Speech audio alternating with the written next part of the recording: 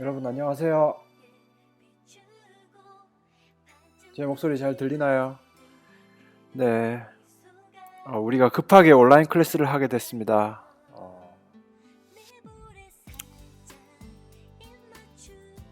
일단 다행히도 우리 학교에는 확진자가 없는 걸로 나와서 무척 다행으로 생각하고 있습니다. 예상보다 온라인 클래스가 조금 한 주 앞당겨지긴 했지만 다행히 우리가 전체적으로 진도를 조금 빨리 나온 편이어서 시험 전까지 우리가 목표한 분량을 전부 소화하는 데는 문제가 없을 것 같습니다. 오늘 우리가 배울 주제, 정의의 네 번째 주제, 불평등 현상입니다.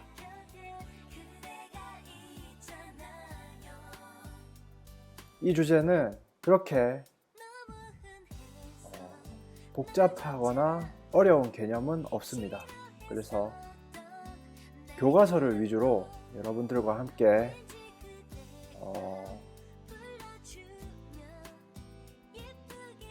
진도를 나갈 생각입니다.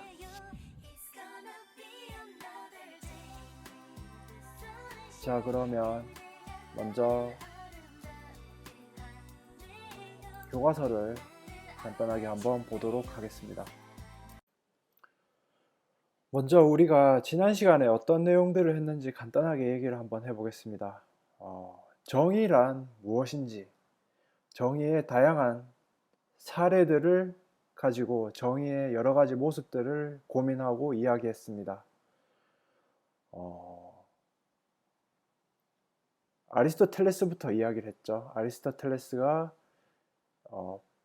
보편적 상황에서 어떠한 모습이 정의에 가까운지, 그리고 특수한 상황에서 배분적 정의, 시정적 정의, 교환적 정의, 이 세 가지에 대해서 이야기를 했었습니다. 그 다음에 우리가 공리주의에 대해서 이야기를 했습니다. 공리주의란 사회 전체의 이득이 가장 높은 쪽으로 선택하는 것이 정의에 가까울 것이다 라는 생각으로, 이러한 대표적인 사상가는 벤담과 밀이 있었죠. 그러면서 공리주의적 관점에서 이야기를 한 것들에는 달리는 전차가 5명을 치일 건지 방향을 꺾어서 1명을 치일 건지 이 얘기를 했었고, 그리고 구명보트에서 4명이 살아남았는데 가장 어린 선원을 죽여서 그 선원의 살과 피로 생을 연명했는데 그것이 무죄인지 유죄인지에 대해서까지 이야기를 했었습니다. 그리고 또 다른 정의의 측면으로 자유주의를 얘기했습니다. 개인의 생명은 오로지 개인의 소유이기 때문에 그것을 처분하는 것도 그 개인의 자유의 영역에 속한다. 따라서 누구도 개인의 자유의 영역을 침범해서는 안 된다. 라는 것이 자유주의적 관점의 정의였습니다. 그런데 이러한 극단적인 개인 자유주의가 된다면 또 문제가 생긴다고 했죠. 어떤 문제가 생긴다고 했죠? 그 사례로 제키보키엄 박사의 이야기를 통해서 우리는 자살을 돕는 것이 자유주의의 관점에서는 아무런 문제가 되지 않는데 자살을 130명이나 자살이 되는 것을 도왔음에도 불구하고 이것을 문제를 삼지 않는다면 그것도 그냥 넘어갈 수 없다라고 이야기를 했었죠. 개인적 자유주의나 공리주의나 똑같이 문제점이 되는데 어떠한 점에서 문제가 되냐면 바로 개인의 생명을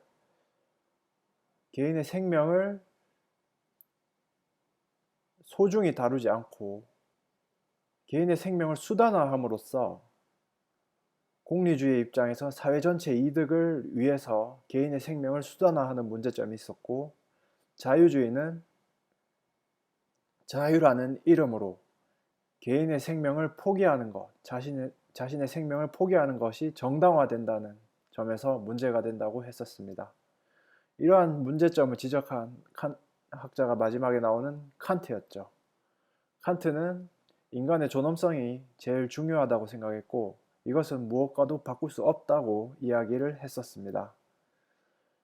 칸트의 입장에서 본 자유는 어떻죠? 콜라 이야기를 했었죠. 목이 마른데 콜라를 마시는 것은 우리가 봤을 때는 자유지만 칸트가 봤을 때는 자유가 아니라고 얘기했었죠. 칸트가 봤을 때는 목이 말라서 콜라를 마시는 행위는 일종의 갈증, 내가 선택하지 않은 욕구에 복종하는 행위라고 봤습니다. 그래서 그것은 진정한 자유라고 보지 않았습니다. 또한 칸트가 봤을 때 자살이나 타살이나 같다고 봤어요. 타살은 나의 분노나 어떤 감정을 혹은 돈을 뺏기 위한 목적을 충족시키기 위해서 타인의 생명을 수단화하는 것임에 반해 하는 것이고,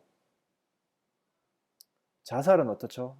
내가 지금 엄청 힘든 상황이죠. 이 힘든 상황을 벗어나기 위해서 나의 생명을 포기하는 것, 나의 생명을 수단화하는 것이라는 점에서 타인의 생명을 수단화해서 나의 목적을 달성하는 것, 나의 생명을 수단화해서 나의 목적을 달성하는 것, 생명을 수단화해서 목적을 달성하는 것이라는 점에서 두 행위는 같다라고 봤습니다. 자, 여기까지 이야기를 나눴습니다. 오늘 주제는 불평등 현상입니다. 여기 교과서가 나와 있는데, 불평등이라는 것은 뭐죠? 여러분, 여기 나와 있는 것처럼 부, 권력, 지위와 같은 사회적 희소가치가 불평등하게 분배되어 개인, 집단 및 지역이 서열화되어 있는 현상을 말한다 라고 되어 있습니다. 계속 읽어보면 불평등은 사회적 자원의 희소성 때문에 어느 정도는 자연스럽게 나타나는 현상으로 볼 수 있지만 그 정도가 심해지면 갈등으로 이어진다. 그래서 문제가 된다. 자, 여러분, 우리가 정의 얘기하면서 각 반별로 피자가 주어졌을 때 그것을 어떻게 나눌 것인가에 대해서 이야기를 했었는데, 조금 더 깊게 들어가면 누구는 많이 가지고 누구는 적게 가지는 상황이 벌어질 수가 있죠. 그러면 그러한 상황 자체에 대해서 문제의식을 가지는 것이 이번 단원입니다. 이번 주제라고 볼 수 있는데, 그러면 피자를 엄청 많이 가져오면 문제는 해결되지 않습니까? 라고 하는데, 사실 하늘에서 피자가 떨어지진 않죠. 우리가 가질 수 있는 자원, 경제적 가치가 있는 것들은 사실 희소성을 가지고 있습니다. 희소성이 뭐였죠? 우리 예전에 경제 시간에 배웠는데, 우리가 필요한 만큼 모두 가질 수 없는 것, 자원의 희소성입니다. 때문에 불평등이 일어날 수밖에 없어요. 자원은 희소하기 때문에 불평등은 일어날 수밖에 없다. 그러면 우리는 이 불평등에 대해서 어떻게 생각할 것인가 라는 점이 중요한데, 자유주의적 관점에서는 어떻죠?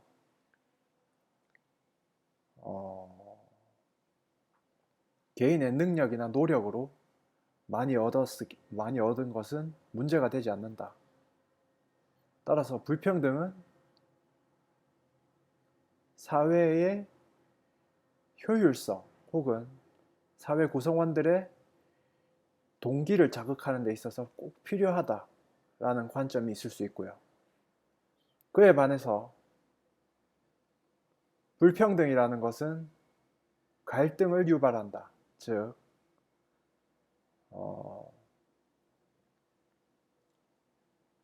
부와 권력을 많이 가진 사람이 생길 수 있고, 그리고 적게 가진 사람이 생길 수 있는데, 이러한 불균형 혹은 불평등으로 인해 갈등이 생긴다.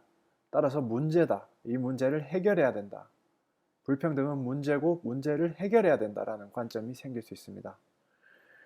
그러면 우리 교과서는 어떠한 관점에서 쓰여진 것일까요? 전자일까요? 후자일까요? 그렇죠. 후자가 되겠죠. 불평등 현상이 일으킬 수 있는 갈등이 문제가 되기 때문에 이것을 해결해야 된다라는 관점에서 쓰여졌습니다. 한번 보겠습니다.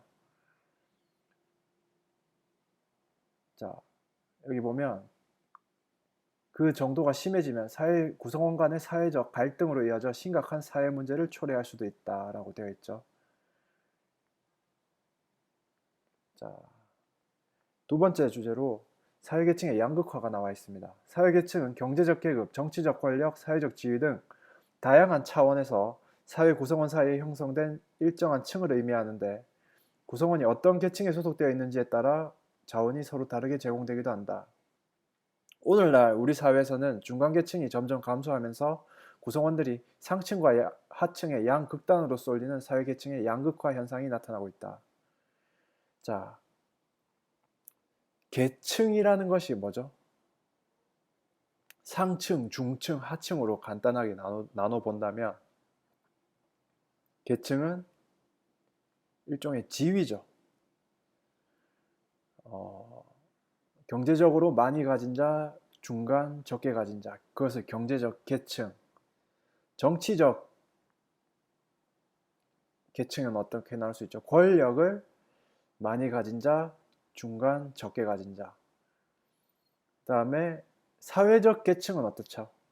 사회적으로 존경받는 권위를 많이 가진 자, 중간 가진 자, 적게 가진 자라고 할 수 있는데, 이렇게 사회를 계급이 아니라 계층으로 본 학자가 바로 막스 베버입니다. 이거는 2학년 사회문화 시간에 여러분들이 아마 배울 주제입니다. 그때 가서 좀 더 자세하게 얘기를 하겠습니다. 이렇게 계층으로 나누면은 어떠한 특징이 있냐면, 경제적으로는 상층임에도 불구하고 사회적으로는 존경을 받지 못하는 하층에 속할 수도 있어요. 예를 들어서 로또에 당첨되는 경우가 아마 그런 경우가 될 텐데, 서울의 타워 팰리스에 사는 사람들이, 그러니까 타워 팰리스 여러분들이 알죠? 경제적으로 굉장히 지위가 높은 사람들, 부잣집 사람들이 그 집값을 감당할 수 있을 텐데, 타워 팰리스에 산다고 해서 모두가 경제적으로는 상층임에도 불구하고 사회적으로도 모두가 상층인 것은 아닐 수 있습니다.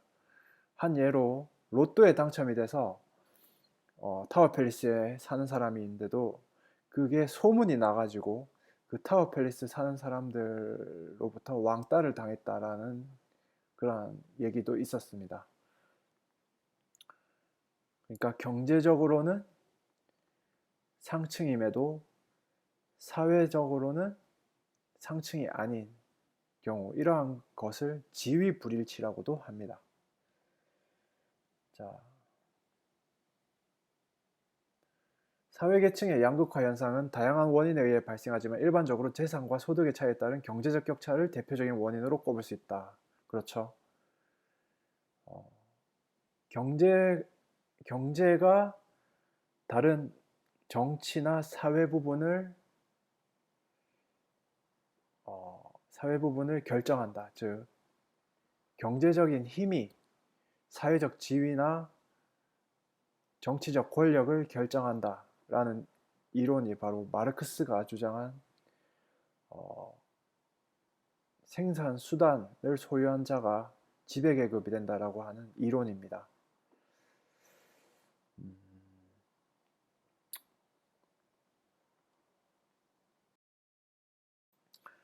자, 다음 주제로 사회적 약자에 대한 차별이 또 우리 사회의 건강한 모습이 아닌데요. 우리 사회에서는 장애인, 여성, 이주노동자, 북한 이탈 주민 등과 같은 사회적 약자가 존재합니다. 어, 사회적 소수자라고도 하는데요. 이들은 정치적, 경제적, 사회적으로 불평등한 대우를 받기도 합니다. 거기 사례가 나와 있는데 여성의 어떤 직장 내에서의 차별에 관한 내용입니다. 거기 오른쪽에 나와 있는 유리천장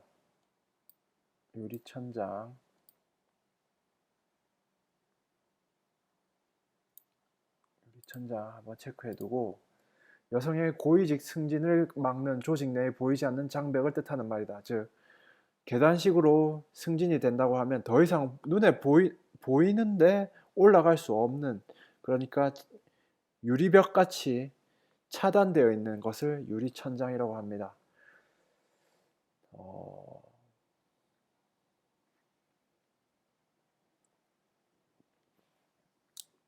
이렇게 우리 사회에서는 여성들이 이전에 비해서는 많이 개선이 되었지만, 그래도 아직까지 여성들에게는 불리한 혹은 차별받는 영역이 존재한다고 볼 수 있습니다. 그래서 어떠한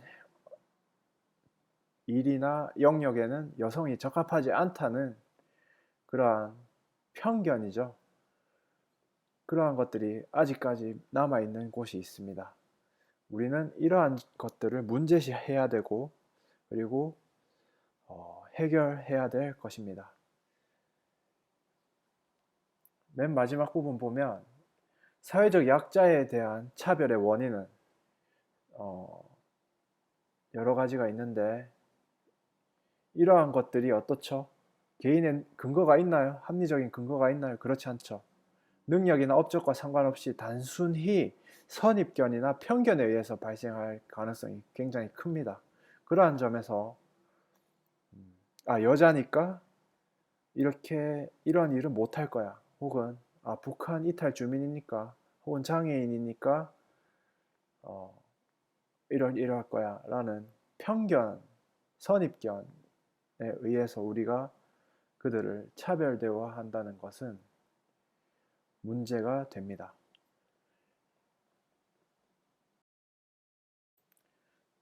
자, 그리고 세 번째, 공간 불평등입니다. 공간 불평등. 쉽게 말해서 도시와 농촌 사이의 불평등이라고 생각하면 될 것 같습니다. 여기 보면 수도권의 면적은 전체 국토 면적의 약 12%에 불과하지만 전체 인구의 절반 정도가 수도권에 밀집해 있다. 기업, 공공기관, 각종 문화, 교육, 의료시설 등도 수도권에 집중되어 있다.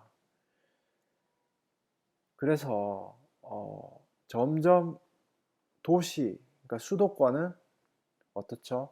계속 발전하죠. 사람들이 많이 살고 거기서 생산활동과 분배활동이 많이 이루어지면 점점 문화나 어떤 기반 시설, 인프라가 점점 쌓일 테고, 그에 반해서 사람이 적게 사는 비수도권 지역은 어떻죠? 어떻게 보면 점점 황폐화되고 점점 사람들이 떠남으로써 공간이 활용이 안 됨으로써 점점 소외될 겁니다. 이렇게 도시와 농촌 간의 격차가 일어나게 된 이유는 성장 위주의 개발 정책이라고 되어 있습니다. 그러니까 뭐죠? 자연스러운 게 아니라 인위적이었다라는 점이죠. 성장 가능성이 큰 수도권과 대도시 위주로 투자가 집중되면서 농촌 지역에 대한 투자는 상대적으로 소홀하였다. 즉, 국가 위주의 개발 정책을 추진함으로써 이러한 불균형이 인위적으로 만들어졌다라는 것입니다. 그러면 어떻게 우리가 이 문제를 해결해야 될까요? 지금 정부에서도 이전 정부에서도 그 이전 정부에서도 많이 노력을 하고 있지만 국토 균형 개발 어, 우리나라는 어떻죠? 우리나라는 어떻게 보면 국가 주도의 성장을 했죠. 그래서 시장에 의해서 자연적으로 성장했다기보다는 국가의 의도와 계획에 의해서 성장을 했습니다. 따라서 이러한 문제점을 해결하는 것도 시장이 아니라 그 시장을 만들어낸 국가의 노력이 필요할 겁니다. 그래서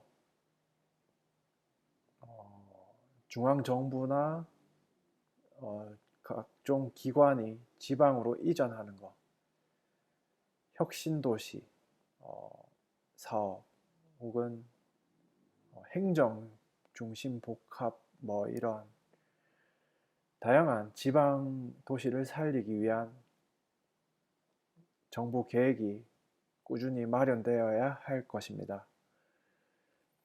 이렇게 어떻게 보면 어, 경제적 불평등이 일어나는 원인도 이러한 공간 불평등에서 일어난 것일 수 있습니다. 여기 맨 마지막에 보면 공간 불평등은 단순히 소득 불평등뿐만 아니라 교육, 문화, 의료 등 생활 환경의 전반적인 불평등으로 이어진다라고 되어 있습니다. 즉 사람들이 어디에서 살 것이냐를 결정하는 것이 무엇보다 중요하다는 말이죠. 어디서 뭉쳐 살 건가, 뭉쳐 사는 그곳이 발달하기 때문이죠.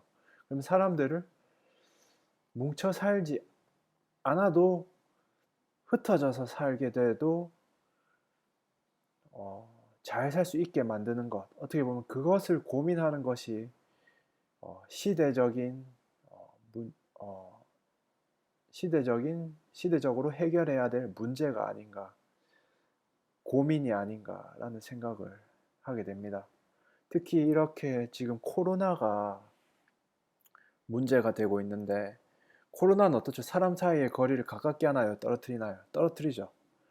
어, 사람 사이의 거리를 떨어뜨림에도 불구하고 서로 문제 없이 잘 살게 되는 그러한 어떠한 거리를 유지하면서 서로 잘 살 수 있게 하는 것을 고민해야 되는 시기가 아닌가 그런 생각을 하게 됩니다.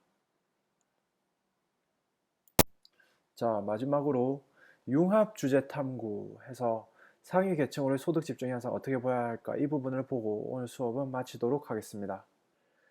불평등은 완화해야 하는 현상이다. 즉 아까 전에 수업 초반에 얘기를 했듯이 불평등을 문제시하고 그 문제를 해결해야 된다 라고 보는 입장이라면 나는 어떻죠? 불평등은 자연스러운 현상이다. 즉 그것은 문제라기보다는 오히려 그것을 문제시하는 것이 문제다. 문제가 되지 않는다.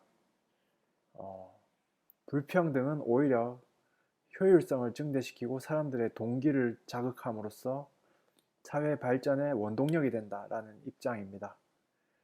자, 여러분들은 어느 입장인가요?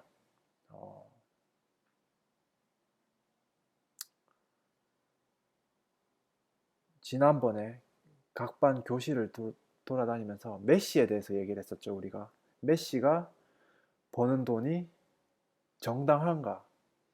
혹은 메시가 번 돈에 대해서 세금을 내는 것은 그것은 정당한가? 라는 고민을 했었습니다. 메시가 돈을 엄청 많이 벌면 불평등은 심해질까요? 줄어들까요? 불평등은 심해지겠죠. 근데 여러분들은 대부분의 친구들이 이렇게 답했어요. 메시가 버는 돈은 정당합니다. 왜? 그가 노력해서 혹은 그의 재능으로 번 돈이기 때문입니다. 그리고 시장에서 정당하게 그의 재능을 인정해준 대가입니다. 이렇게 대답을 했었습니다. 아마 그래서 여러분들은 불평등은 자연스러운 현상이다 라는데 아마 많은 친구들이 동의를 할 것 같은데 그렇습니다. 여러분. 여러분들에게 한 가지 꼭 드리고 싶은 말이 있습니다. 저는 한 사람이 10걸음 가는 것보다 10사람이 한 걸음 가는 것이 저 개인적으로 제 생각입니다. 그것이 더 의미 있다라고 생각합니다. 사회를 가르치는 제 입장에서 사회라는 게 뭐죠, 여러분? 혼자 사는 곳인가요? 그렇지 않죠. 내가 있으면 남도 있고 우리 두 사람은 동등한 인격체라는 것을 우리는 사단원 인권을 통해서 배웠고, 그리고 각자의 권리를 존중해주고 서로 어떻죠? 우리는 공동체를 이루고 서로 주고받는 교환을 통해서 서로 도와가면서 살아야 된다는 것을 또 시장 경제를 통해서 무역을 통해서 배웠죠. 이러한 것은 다 무엇을 가르치기 위한 것입니까? 여러분들은 무엇을 배웠나요? 이러한 것을 통해서 세상은 혼자 사는 곳이다? 아니다. 혼자 사는 곳이 아니다. 하다못해 엄청나게 힘든 사람, 어려운 사람도 그 사람이라도 같이 살아가야 된다. 무역에서는 어떻죠? 모든 것을 다 잘하는 나라가 있고 모든 것을 못하는 나라가 있음에도 불구하고 서로 하나씩 잘하는 것을 찾아서 함께 살아가야 된다라는 것을 배웠습니다. 제가 드리고 싶은 말은 이겁니다. 한 사람이 10걸음 가는 것보다는 10사람이 한 걸음 같이 가는 것이 더 중요하다. 그것을 우리가 이 사회 시간에 배워야 되는 것이고 느껴야 되는 것이고 여러분들이 꼭 알아줬으면 하는 것입니다. 제가 바라는 것입니다. 그러한 면에서 불평등은 갈등을 일으키고 또 어떻게 보면 서로 간의 위화감을 조장함으로써 정의롭지 못하다는 것이 저의 생각입니다. 그래서 사회를 가르치고 공부한 저의 입장에서는 불평등은 완화해야 되는 현상이다라는 입장입니다. 네. 그래서 여러분들도 한번 이 부분을 잘 읽어보고 여러분들의 생각을 잘 정리했으면 좋겠습니다. 네, 오늘 수업은 그러면 여기서 한번 정리를 해보도록 하겠습니다. 네, 여러분 오늘 수업 잘 들으셨나요? 급하게 예상치 못한 코로나로 인해 급하게 이렇게 찍게 되었습니다. 여러분들의 양해 부탁드리고 여러분들에게 당부드리고 싶은 말은 뭐죠? 그렇죠. 예상했겠지만 네. 건강 꼭 지키기 바랍니다. 여러분들 절대 아프면 안 됩니다. 예. 항상 밖에 나가서는 마스크 쓰고 그리고 손은 꼭 외출 갔다 와서는 씻고 양치질도 잘 하고 여러분들 건강관리 꼭 유의하기 바라고 그리고 건강한 모습으로 만날 수 있기를 바랍니다. 네. 여러분 오늘 수업 긴 시간 들어주셔서 감사합니다. 안녕.